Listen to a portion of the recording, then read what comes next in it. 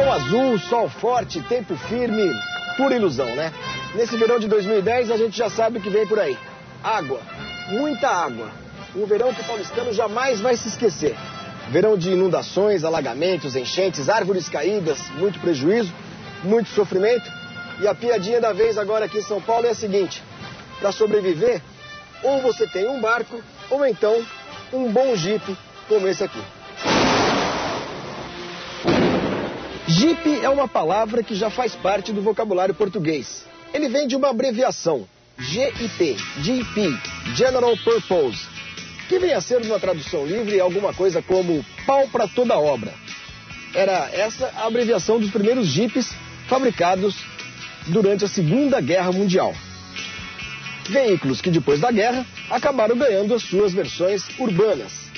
Aqui no Brasil muita gente confunde Jeep com as SUVs, esses carrões enormes, as Sport Utility Vehicles, que não são propriamente Jeeps, né? Espartanos para uso rural. Eles têm ar-condicionado, têm direção hidráulica, têm trava elétrica, enfim, luxos dos carros mais modernos. Um Jeep autêntico, não. Um Jeep autêntico é feito para andar na terra, para viver no barro. Ou então, para sobreviver às enchentes de São Paulo. Quando a gente fala de Jeep aqui no Brasil, a gente lembra imediatamente dos Jeeps Willys da década de 50, da década de 60, do pós-guerra. E os mais moderninhos, que são hoje aqueles fabricados pela Suzuki, da linha Vitara, ou então os Mitsubishi Pajero, os Land Rover, todos eles da categoria Jeep. Mas esse aqui é um autêntico soviético. Esse aqui é um Lada Niva, cujo projeto nasceu no início da década de 70. Ele é fabricado desse jeitinho aí, desde 1977. O Niva é o primeiro projeto da soviética Lada que não teve como base nenhum carro da Fiat. Todo mundo se lembra, a gente já mostrou aqui, a história da Lada se confunde com a história da Fiat na década de 60, quando houve um acordo entre o governo soviético e o governo italiano, a Fiat também, da transferência de tecnologia e a construção de uma fábrica na cidade de Togliatti.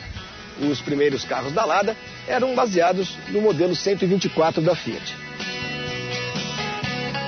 O Niva começou a ser projetado em 1971. 2 anos depois, já estava passando por exaustivos testes no Uzbequistão, que era uma república soviética naquela época.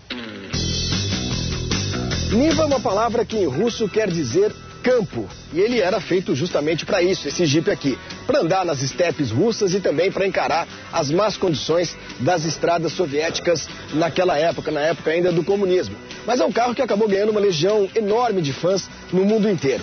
Não só pelo estilo que é muito particular, pelo desenho, pela estética dele, é um carro que tem um design muito simpático, mas também e principalmente para aquilo que é o mais importante num carro como esse, a tração integral 4x4, permanente. Um projeto soviético e que acabou dando muito certo e foi copiado por muitos outros carros. Lembranças da Fiat a gente tem aqui, olha, por exemplo, a maçaneta da porta. Quem teve um Fiatzinho 147 vai identificar isso aqui.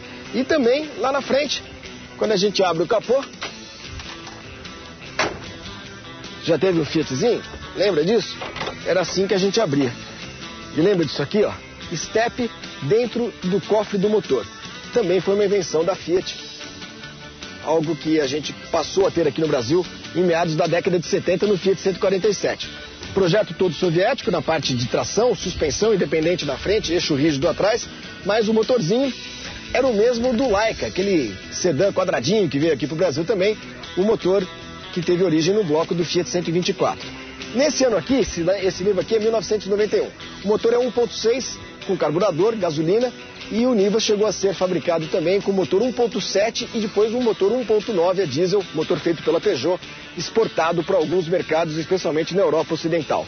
Mas uma coisa esse carro tem, é um Jeep dos mais valentes. Basta perguntar a quem faz trilha.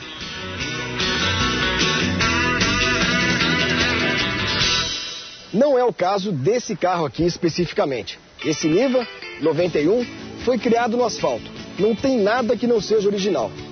Era muito comum, ou é muito comum, na verdade, entre os proprietários de Niva, colocarem muitos acessórios como quebra-mato, faróis auxiliares na capota, bagageiros, snorkel, tudo que é preciso para se fazer trilha.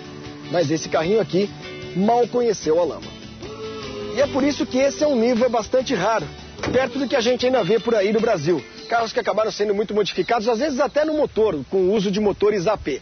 Esse Niva praticamente intocado tem ainda, por exemplo, os espelhinhos originais. O pessoal trocava, usava uns espelhos um pouquinho maiores, colocava bagageiro, colocava uma porção de coisa para fazer com que o carro fosse mais adaptado para as trilhas. E aqui dentro tem mais coisa original que é difícil de encontrar. Talvez o item mais difícil de encontrar no Niva da década de 90. Esse banquinho aqui, ó.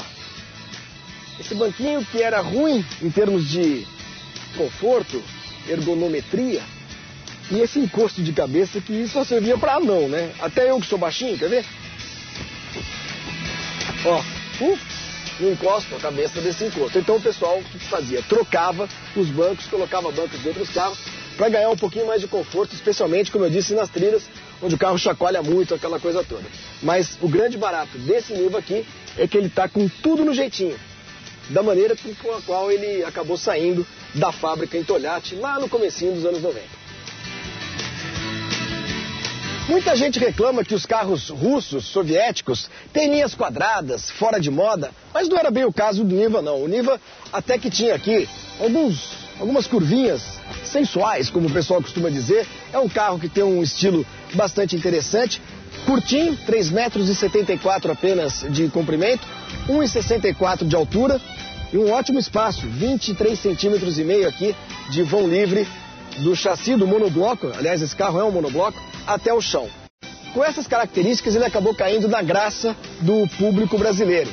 Em 1990, 91, quando as importações foram abertas novamente aqui no país, esse carro Niva foi o importado mais vendido no Brasil. É claro que a Lada ficou aqui apenas até 95 e depois os problemas começaram a acontecer, como falta de peças, essa coisa toda. Mas o Niva ganhou essa fama de bom Jeep, de um grande Jeep, e segundo o manual de fábrica, para São Paulo hoje é o ideal. Segundo os manuais de fábrica, ele aguenta até meio metro de água. E olha, já vi muito Niva passando em alagamento, em enchente, em inundação, até com mais água do que isso. É um carro que realmente é pau para toda obra e pau para toda água. A marca Niva ganhou tanta força no mercado que no final de 2001, quando a General Motors fez um acordo com a Autovaz, a fabricante da Lada, resolveu comprar o nome Niva. A Lada já tinha um projeto de um novo Jeep, que acabou sendo comprado também integralmente pela GM. E aí nasceu o Chevrolet Niva, que é hoje vendido em toda a Europa Oriental e também em alguns países da Europa Ocidental. Mas esse carro aí continua sendo fabricado, só mudou de nome. Em vez de Niva, agora ele se chama Lada 4x4.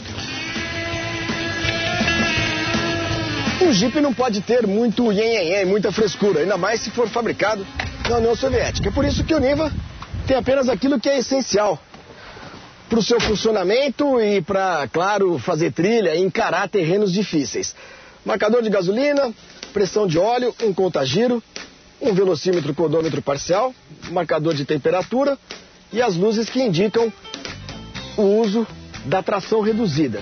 Aqui o comando de farol, limpador do vidro traseiro, ventilação, só vento frio e quente, não tem ar-condicionado, é claro, mas aqui a luz de neblina traseira, desembaçador, acendedor, pisca-alerta. Basicamente isso, aliás, é assim até hoje. O Niva que é fabricado hoje, 2010, é basicamente isso aqui, uma ou outra alteração, talvez em forração de banco, nada muito sério. O coração de um 4x4 como esse aqui, está nessas alavancas, olha. Aqui, o bloqueio, que é para ser utilizado em condições de baixíssima velocidade e falta de tração. A gente não usa isso na cidade nunca. E essa alavanca aqui da reduzida, do 4x4. Aqui permanente, direta. Aqui no meio fica em ponto morto, neutro. E aqui a reduzida para terrenos muito íngremes que o Niva encara com facilidade. Um jipão que nesses anos todos passou por pequenas alterações estéticas. Tirando algumas coisinhas no painel, na lanterna traseira, na tampa do porta-mala e mais nada. A cara do Niva é a mesma há mais de 30 anos. Como vocês podem ver, eu acho que eu não fui o único a adotar um Jeep soviético para escapar dessa tragédia que está virando a cidade de São Paulo nessa época de chuvas muito fortes. Aliás, está chegando o final da tarde, está chegando a hora da água, pode parecer que não tem sol, mas daqui a pouco vem muita água e é melhor eu picar a mula, cair fora antes que comece a encher tudo de novo. Aí não se preocupem com essa direção que muita gente reclama, que no nível é muito pesada. Essa aqui é caixa francesa, como o pessoal chamava, então ela até que é leve. Olha, a Lada mandou 45 nivas, como esse aqui, para ajudar a construir o túnel debaixo do Canal da Mancha. Se aguentou o Canal da Mancha, acho que aguenta São Paulo. Tchau.